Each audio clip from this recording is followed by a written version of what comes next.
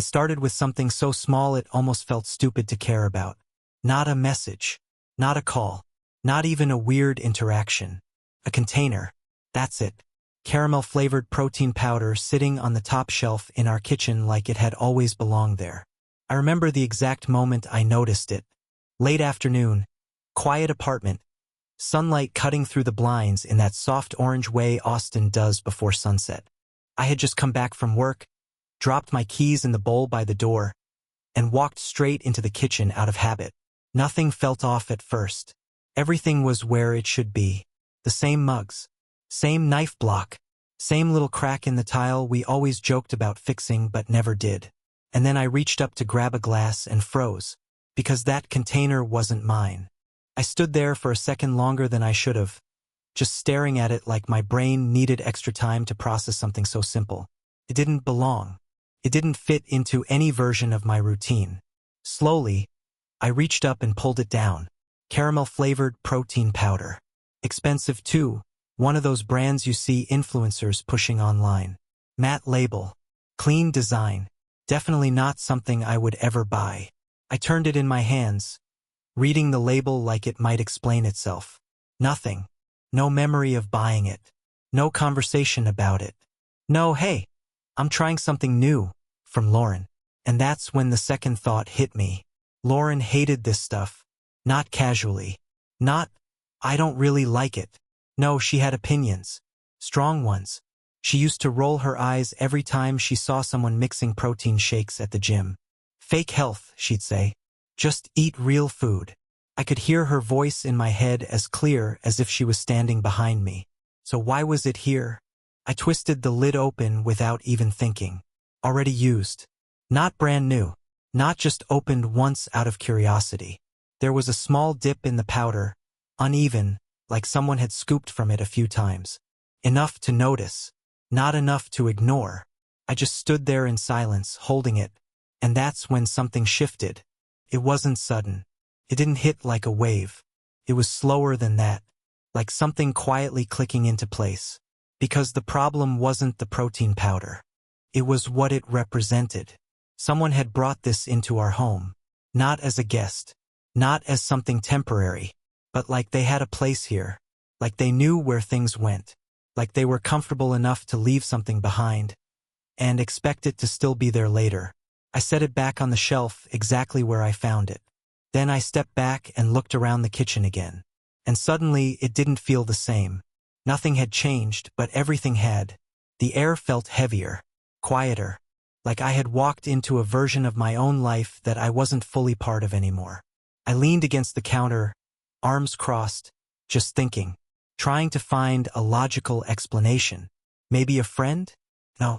Lauren never had people over without telling me. Especially not recently. Maybe she bought it for someone? That didn't make sense either. She wouldn't even buy it for herself. Maybe I was overthinking. That's what I told myself at first. You're tired. Long day. It's just a container.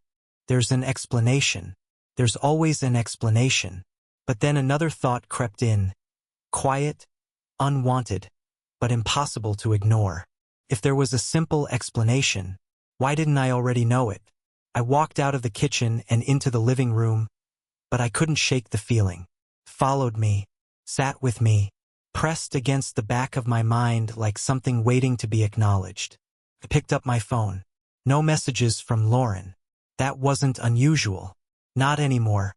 A year ago, she would have texted me at least twice by now. Something random. A meme. A what do you want for dinner? Type of thing. Now, nothing. I glanced toward the bedroom, her side of the apartment. And for the first time, not dramatically, not emotionally, just honestly, I asked myself a question I hadn't let fully form before. When did this stop feeling like our place? I tried to push it away. Went back into the kitchen. Looked at the container again. Still there. Still wrong. And suddenly, I started noticing other things. Small things. The kind you ignore until you can't. A different scent in the air, not strong but unfamiliar. A glass in the sink I didn't remember using. The trash bag tied tighter than I usually do it. Details that meant nothing on their own. But together, they formed something. something I wasn't ready to name yet. I ran a hand over my face and let out a quiet breath. This wasn't proof. It wasn't evidence. It was just a feeling. But it was the kind of feeling that doesn't come out of nowhere. The kind your brain builds from 100 small things you chose not to see. I looked at that container one more time, and that's when the thought finally settled in, fully, clear, steady, impossible to ignore now. This wasn't about protein powder. This was about presence. Someone had been here, not passing through, not visiting, living. And the worst part? I didn't feel surprised. Not really. Just late. Like I had walked into a moment that had already been happening for a while. I grabbed a glass, filled it with water, and stood there in silence, staring at nothing. And for the first time, without trying to soften it, without trying to explain it away, I admitted something to myself. This wasn't the beginning. This was just the first thing I couldn't ignore anymore. After that day, I couldn't unsee it. Not the container itself. I barely looked at it again. It was everything around it. Like once something shifts in your head, your brain just recalibrates, starts connecting things you used to ignore. Things that didn't matter before suddenly feel like pieces of something bigger. And the worst part? Most of it wasn't new. It had been there the whole time. I just hadn't been paying attention. Or maybe I didn't want to. Lauren had been different for a while. Not in some dramatic, obvious way. No sudden fights. No big moment where everything changed. It was quieter than that. She just drifted. At first, I told myself it was normal. We'd been together long enough that things naturally settled. Less excitement, more routine. That's what everyone says, right? But this wasn't routine. This was distance. She stopped talking about her day. Not completely, but enough that I noticed. Conversations turned into summaries. Quick, surface-level updates instead of the little details she used to share without me asking. I used to know the names of her coworkers. Now I barely recognized them. She was always on her phone. And I don't mean casually scrolling or texting. I mean attached to it. Like it was part of her. She'd take it everywhere. Kitchen, bathroom, even the shower sometimes. I remember the first time I noticed that. I laughed a little, made a joke about it. She didn't laugh back. Just said, "I've got stuff going on," and left it at that. At the time, I let it go. Now it replayed in my head differently. Everything did. Her music changed too. That one felt small, but it stuck with me. Lauren had always listened to the same kind of stuff. Indie, acoustic, a little alternative. Nothing too loud, nothing too intense. But suddenly, the playlists were different. New artists, different vibe. Not bad, just not her. I asked her about it once. She shrugged. Just trying new things. That was her answer for everything. New habits, new routines, new silence. Just trying new things. I started noticing receipts. Not in some obsessive way. They just appeared. In her purse. On the counter. In the car. Places I hadn't been with her. Parts of the city she never had a reason to go to. I asked once casually, "Since when do you go downtown that much?" She didn't even hesitate. Work stuff. Simple. Clean. No room to question it. So I didn't. But I remembered it.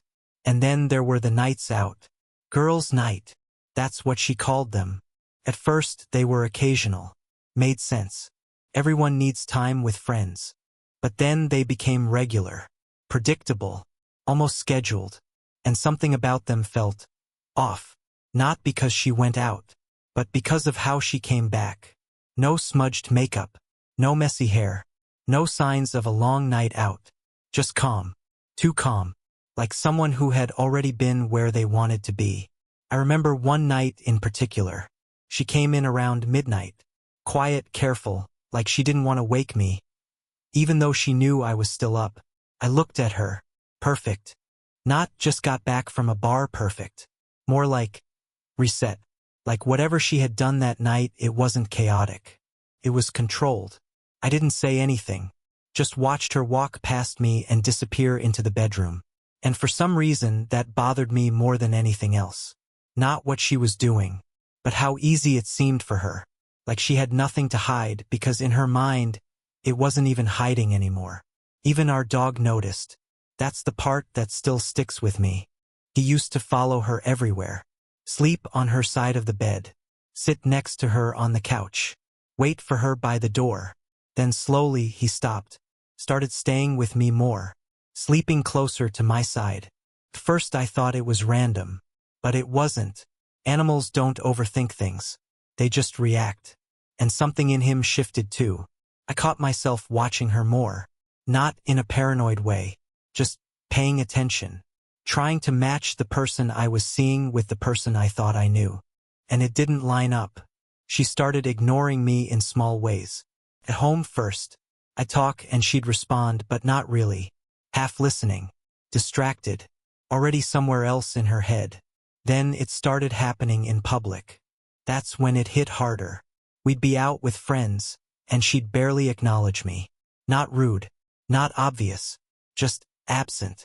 Like I wasn't necessary to the moment. Like she could exist in that space without me. And the thing is, I didn't call it out.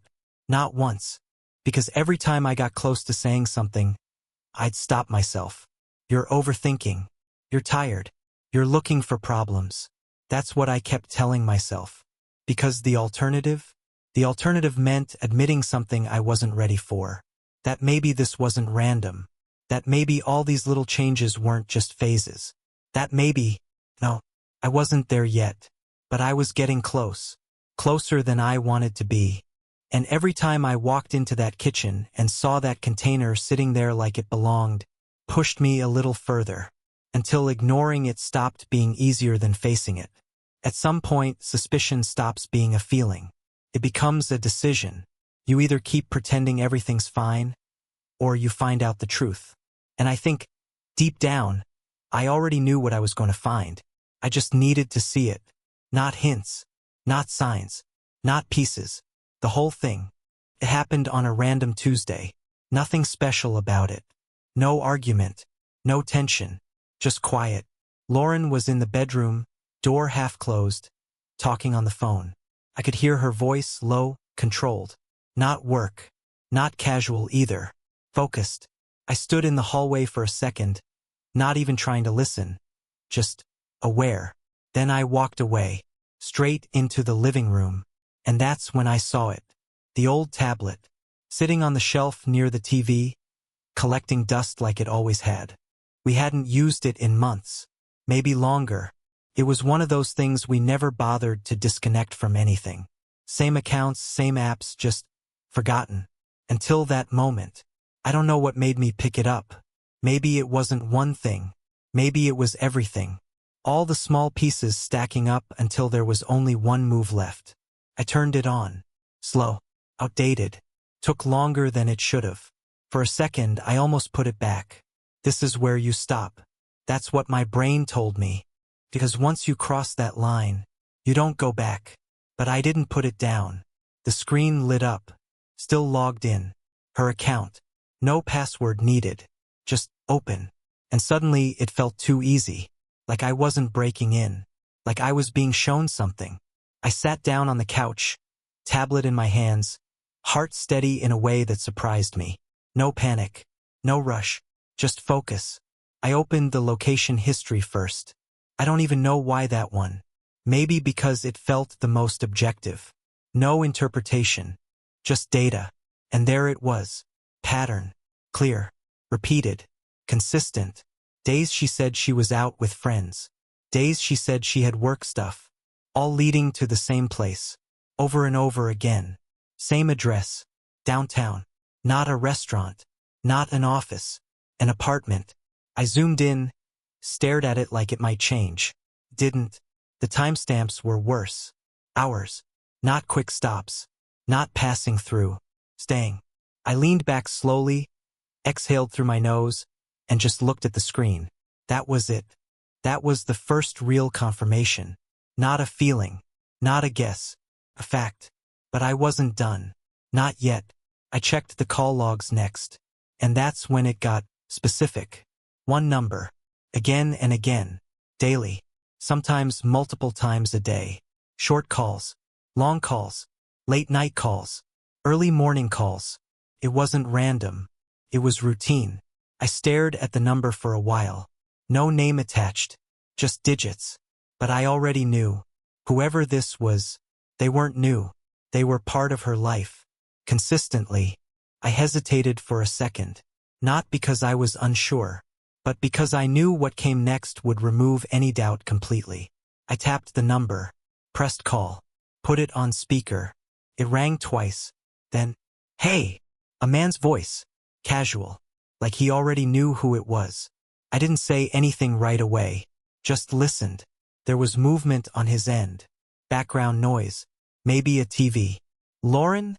he said again, a little more focused now. And that was it. That single word. Said without hesitation. Without question. Like it was normal. Like this happened all the time. I felt something settle in my chest. Not anger. Not shock. Just clarity. I spoke. "Who is this?" A pause. Short. But enough. "Who's this?" he replied, tone shifting slightly. I ignored the question. "How do you know Lauren?" Another pause. Longer this time. Then, a small exhale. Like he was deciding how much to say. "Look, man," he said, calmer now. "If this is some kind of... What's your name?" I cut in. Silence. Then, "Eric." Of course it was. Just a name. But suddenly it had weight. I nodded to myself, even though he couldn't see it. "Do you know she's married?" That question landed. I could hear it. Not in what he said, but in how long it took him to respond. "Yeah," he said finally. No hesitation this time. No confusion. Just acceptance. Like it wasn't a problem. Like it had already been accounted for. I let that sit for a second. Then I asked the only thing left that mattered. "How long?" He didn't answer immediately. And honestly, he didn't need to, because the silence told me enough. "A while," he said. Casual. Not defensive.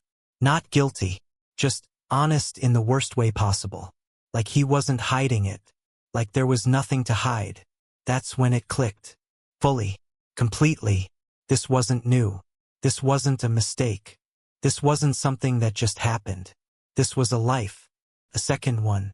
Parallel to mine. And she had been living in it for longer than I realized. I ended the call. Didn't say anything else. Didn't need to. The room felt quiet again. Too quiet. I set the tablet down on the table and leaned back, staring at the ceiling. And for the first time since all of this started, I wasn't questioning anything. There were no loose ends. No, maybe this means something else. No doubt. Just truth. Cold. Simple. Final. She wasn't just cheating. She was somewhere else entirely. And I had just stepped into a part of her life that she never intended me to see. Finding out didn't break me. Not in the way I expected. There was no shouting. No throwing things. No confrontation in the middle of the apartment. Just quiet. A kind of silence that settles in when everything finally makes sense. For the next couple of days, I didn't say anything. Not to her. Not to anyone. I watched. Listened. Moved through the same space like nothing had changed, while knowing everything had. Lauren didn't notice. Or maybe she did and just didn't care. That part was harder to figure out. She kept doing what she had been doing. Phone always close. Short answers. Distant. Comfortable. That's what stood out the most. She was comfortable. Like whatever she had going on. It was stable. Secure. And for some reason, that bothered me more than the betrayal itself. Because it meant I wasn't even part of the equation anymore. Then came the party. I almost didn't go. It was one of her friends' birthdays. Someone I knew but not well enough to care about. Normally, I would have found an excuse, stayed home, avoided the noise. But this time, I went. Not out of curiosity. Not even out of anger. Just because I needed to see something for myself. The place was packed. Music loud enough to blur conversations.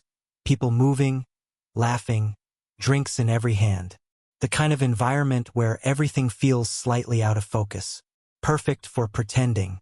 I stood near the entrance for a minute, just taking it in. Scanning. And then I saw her. Across the room. Lauren. Laughing. Not the polite smile she gave me at home. Not the distracted half reactions I'd gotten used to. No. This was different. Open. Relaxed. Present. She was standing with a group of people, drink in hand, completely in her element. Like nothing in her life was complicated. Like she wasn't balancing two separate worlds. And for a second I just watched her, trying to recognize the person I had been living with. I didn't. I started walking toward her. Slow. No rush. No scene. Just direct. The closer I got, the more details I noticed. The way she leaned into conversations. The way she smiled without holding back. The way she didn't look around for me. Not once. Like I wasn't even expected to be there. I stopped a few steps away. Close enough now. Someone noticed me first, one of her friends. Their expression shifted slightly, like they weren't sure how to react. Then another, and another, until the energy around that small group changed. Subtly, but enough. Lauren turned. Her eyes met mine, and for a split second, there it was. Recognition, followed immediately by something else. Not guilt, not panic. Something colder. Something decided. I stepped closer. Close enough now that I didn't have to raise my voice. "Hey," I said. Simple. Neutral. No accusation. No edge. Just a word. She looked at me. Really looked at me. And I realized something in that moment that hit harder than anything else so far. She wasn't surprised to see me. She just didn't want me there. I opened my mouth to say something else. I don't even remember what. It didn't matter. Because she spoke first. Loud enough for the people around us to hear. Clear enough that there was no misunderstanding. "Don't come near me again." The music didn't stop. But the moment did. You could feel it. That small shift in attention. People turning. Conversations pausing just enough to catch what was happening. I didn't react right away. I just stood there, looking at her, waiting, because part of me thought, maybe she'd correct it, maybe she'd soften it, maybe she'd pull me aside and say it differently. But she didn't. She held eye contact, steady, confident, like this wasn't an emotional reaction. This was a choice, public one. And suddenly, everything made sense in a different way. It wasn't just that she had another life. It was that she had already chosen it. Over me, over us, over anything we had left. And she wasn't hiding it anymore. Not even a little. I became aware of the people around us again. The silence, the tension, the way no one stepped in. No one said anything. Because what could they say? This wasn't confusion. It wasn't a misunderstanding. It was clear. I nodded. Just once. Not to agree. Not to accept. Just acknowledgement. Didn't ask questions. Didn't defend myself. Because there was nothing left to defend. She had already made her position clear. And for the first time, so had I turned around. Walked back through the same crowd I had just come through. Except now it felt different. Heavier. But also simpler. No more guessing. No more piecing things together. No more waiting for confirmation. I had it. In the most public, undeniable way possible. I stepped outside. The air felt colder than it should have. Or maybe I just noticed it more. I stood there for a second, hands in my pockets, looking out at nothing in particular. And I realized something. The hardest part wasn't finding out. It wasn't even hearing it from someone else. It was seeing how easy it was for her to say it. Like I meant nothing. Like I had already been removed from her life. And I was just the last one to realize it. I took a breath. Slow. Steady. Then I walked to my car. And drove home. Not angry. Not broken. Just done. I didn't rush home. Not because I was trying to process anything. That part was already done. There was nothing left to figure out, nothing left to question. No missing pieces. No, what if I misunderstood? She had made it clear. Not just privately, publicly, deliberately. And the strange thing was, I felt calm. Not numb. Not empty. Just resolved. By the time I pulled into the parking lot, the decision had already been made. Not in words. Not as some dramatic internal speech. Just a simple understanding. I was leaving. I walked into the apartment, closed the door behind me, and stood there for a second in the quiet. Felt different. Not like a shared space anymore. Just a place. Walls. Furniture. Objects. Nothing personal. Nothing worth holding on to. I didn't turn on the lights right away. Didn't need to. I knew where everything was. Or at least, I used to. I walked into the bedroom. Her side was exactly how she left it. Unmade, slightly messy. Her things scattered in that familiar way I used to find comforting. Now it just looked temporary. Like none of it belonged to me anymore. I opened the closet. Grabbed a bag. Not even a suitcase. Just something big enough for the essentials. I didn't overthink it. Didn't stand there debating what mattered. Because the truth was, none of it did. Clothes. A few personal things. Documents. That was it. Everything else? Replaceable. I moved through the apartment quietly. No music. No distractions. Just the sound of drawers opening and closing. Fabric shifting, zippers. At one point I passed through the kitchen. My eyes landed on the container. Still there. Exactly where I first saw it. For a second I considered throwing it away. Not out of anger. Just removing it. Erasing the first sign of all of this. But I didn't. I left it. Because it wasn't the cause. It was just the evidence. And I didn't need to erase anything anymore. I finished packing faster than I expected. When you stop attaching meaning to things, decisions become easy. I took one last walk through the apartment. Not emotional. Not nostalgic. Just thorough. Making sure I hadn't forgotten anything important. And that's when it hit me. There was nothing tying me here. No reason to stay. No conversation left to have. No closure needed. Because closure had already happened. At that party. In that one sentence. Don't come near me again. She had said it like a boundary. Like a warning. Like something I needed to respect. And I did. Just not in the way she expected. I grabbed my bag, walked to the door, and paused for a second. Not to hesitate. Just to acknowledge it. This was it. No note. No message. No explanation. I didn't owe her one. And more importantly, I didn't want to give her one. Because explanations invite responses. And I was done listening. I opened the door. Stepped out. Closed it behind me. And that was it. No slam. No final look back. Just done. I got in my car and drove. No destination planned. Just away. Far enough that the distance felt real. Far enough that going back wouldn't be convenient. That night, I checked into a small hotel. Nothing special. Just a place to sleep. I sat on the edge of the bed for a while. Phone in my hand. Notifications were already starting. Couple missed calls. A few messages. Her name on the screen. I didn't open them. Didn't read a single word. Instead, I went into settings. Changed my number. Took less than 5 minutes.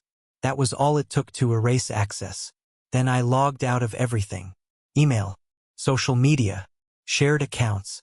Anything that connected us. Gone. Not dramatically. Not emotionally.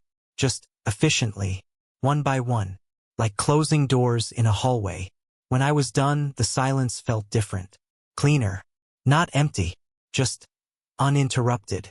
I lay back on the bed, staring at the ceiling. And for the first time in a long time, there was no tension. No waiting. No wondering what she was doing, where she was, who she was with. Because it didn't matter anymore. She could live whatever life she had chosen. And I would live mine. Separate. Completely. The next morning I left early. Didn't check out in a hurry. Didn't look back at the room. Just grabbed my things and kept moving. Over the next few days I handled everything the same way. Quick. Clean. Final. New place. New routine. New number already active. No traceable connection. To anyone on that side of my life. I didn't tell mutual friends. Didn't explain anything to anyone. If they reached out, I didn't respond. Not because I was hiding, but because I wasn't interested in reliving it. People always want details, explanations, stories. I had no interest in telling one. Because for me, it wasn't complicated. She made a choice, and so did I. The difference was, I didn't leave halfway. I didn't keep one foot in and one foot out. I didn't wait to see how things played out. I left completely. And the ironic part? She probably didn't even notice right away. Not that night. Not the next morning. Not until something required my presence. Something small. Something practical. That's when it would hit. Not as a dramatic realization, but as an inconvenience first. Then a question. Then, eventually, an understanding. And by the time she reached that point, I would already be gone. For good. Started about 2 weeks later. First, missed calls from unknown numbers. Then texts. Then long voice messages I never listened to. Where are you? We need to talk. Please just answer me. I didn't. But curiosity got me once I read one message. Eric was gone. Turns out I wasn't the only one she didn't really know. He had someone else. Always did. And when things got complicated, he disappeared. Just like that. No explanation. No closure. The same way she told me not to come near her, he showed her what that actually felt like. Only difference? I chose to leave. She got left. I never responded. Not once. New city. New routine. New life. That's where I met Haley. No games. No confusion. Just real. Sometimes I still get messages from unknown numbers. Apologies. Regret. Long paragraphs that say everything too late. I don't open them. Because I already learned something important. The strongest response isn't anger. It's absence. She told me not to come near her. So I didn't. I left. For good.